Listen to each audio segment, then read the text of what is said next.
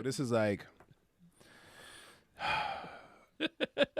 I'm dating this chick. I'm dating this chick. And I tell the story often, just like to people. I don't think I tell it on podcasts a lot, but like it's so.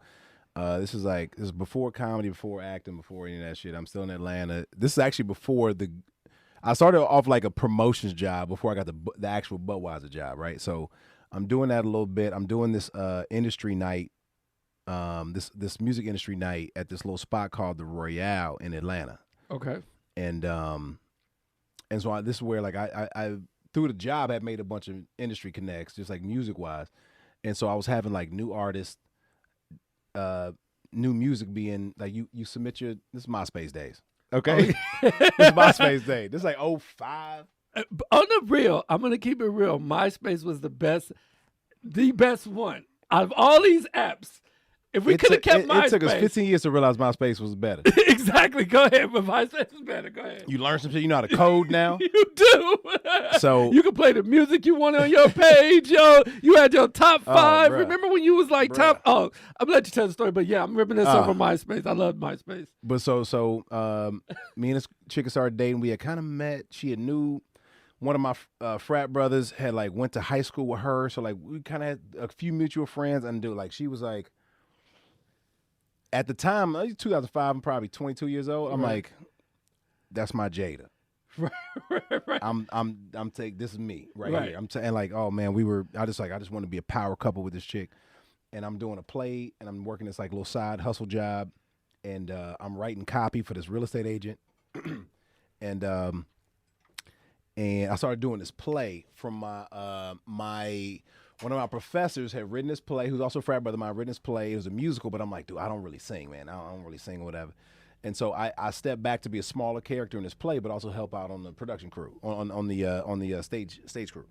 And but I'm like, I'm writing still. I'm writing comedy, but I'm not doing it. I'm hosting some stuff. Like maybe I throw this joke in if I host this thing or whatever. And we're sitting at the bar. We're sitting at Sabone at the corner of Panola Road and I-20. It's sitting right, if you know what I'm talking about, it's sitting right there, like off the Sabone, okay? Like New Orleans style.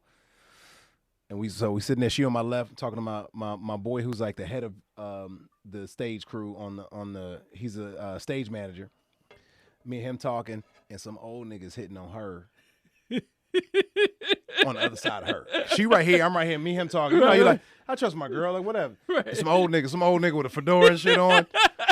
Some old nigga hitting on her like, so who you with, sweetheart? You know, he doing that whole thing. Right. Well, who you with, sweetheart? And she's like, oh, this my, it's my dude right here. And he's like, okay, he ain't paying attention to you. She's like, he's talking to his friend or whatever. He's like, throwing that old man game. That old man game. I'd never not look at you if you was with me. I'd never not look at you. Right. You think I'm gonna look at him while I could be looking at you? I'm like, God. And I hear him. I turn around and go, what's up? What's up, good, Pops? You good? Right. So we talk for a second, and then I turn back around, whatever. And then I just hear out of earshot, and this shit fucking broke my heart that night. This shit fucking broke my heart. Like, I'm talking to, dude I was talking to, his name Mark. I'm talking to Mark, and he goes, well, what does he do? What does he do? What does he do? And she's like, he trying to act or do comedy or something. I don't really know what he's doing. She said this to the dude, and you can hear it. We damn near shoulder to shoulder. And that shit blew my mind. You know what I mean? Because I'm like, bitch, you crushed my dreams before they ever started? I got a degree. Right. My credit good. You're not paying for this meal. Right. We 22. He trying to do this little acting thing. Bro, that night I broke up with her. Did you? Yeah. Broke up with her. We got back to her crib. I had a pickup truck. My truck was parked at her crib. We took her car she had a Jeep. Took her shit to the play and then to the restaurant, got back. And then we got to the driveway, and she was like, you coming in? I was like, nah, man, I ain't staying here no more. And she was like, what you talking about? I heard what you said to that old nigga. I heard what you said. You don't believe in me. Right, and she was like, Tony, I was just bullshit. And I was like, no, you wasn't. You wouldn't have said it to a stranger. No, exactly. No, you wasn't. You said that shit to a stranger. That shit fucking broke me. Right. Broke me. Most of my career is pettiness to make this bitch feel bad. You should have stuck with me. Most of your career is payback. Funny story. I was wearing a fedora one night. I was talking to this girl. I was like, "What's old boy do?" She's like, he could have been Asian. He could've been Asian.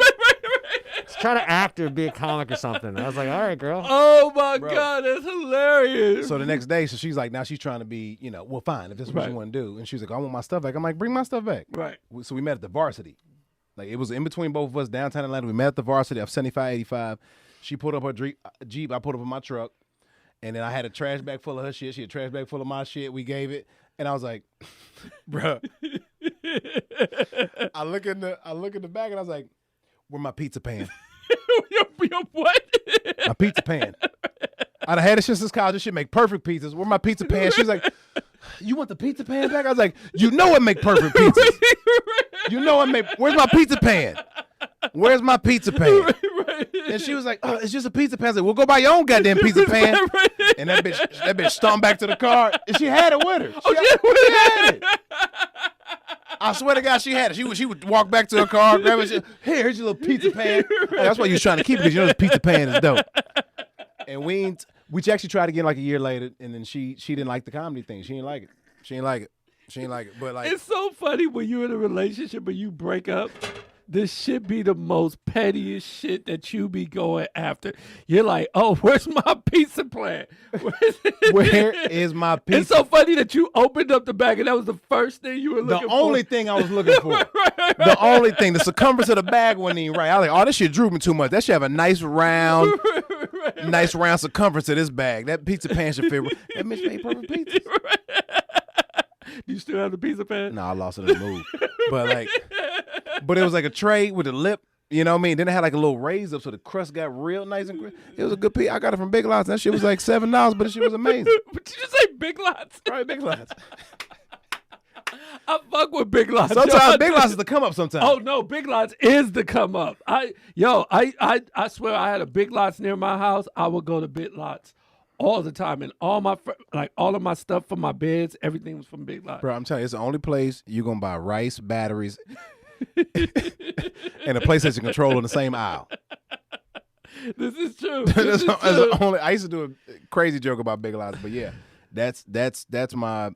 And since then, I ain't gonna lie. Like I it's one of them where I still care about it. I think about it all the time. Right. I think about it all the time. Like me and some of her friends is still cool, and I check in. I'm like, hey man, tell her I said what's up if you talk to her. And we haven't talked in over a decade, but I still like I wish her the best, because I mean at that moment I wish I'd been more mature. But I do think the story's funny as fuck. It is funny, and the great thing about it is you become a success based off of it. Yeah, I mean, she ended up moving to New York, and I'm like, I hope this bitch see me in Times Square. I hope this bitch see me in Times Square. I hope this motherfucker. I've had 3 billboards. I'm like, this bitch better have seen me. And if nothing else, a friend had been like, girl, he on another show? Could you imagine her seeing you walking with that old ass? I wonder what her man? mama said. Because I know her mom was talking shit. I know mom was talking shit. I know. And she's been married and divorced since. But like. Tom knows her whole story. He's been waiting. She married. I told you. I check on her. I check on her. Probably 3 times a year. Probably 3 times a year. I don't call her, but I hit on. I look at her Facebook and see how she doing. But I do wonder what her mama think. I do if her mama's like, you should have stayed with that fucking comedian. I told you. I should have told you. You should just support it, even if it was fake. Just support him up front. That's funny.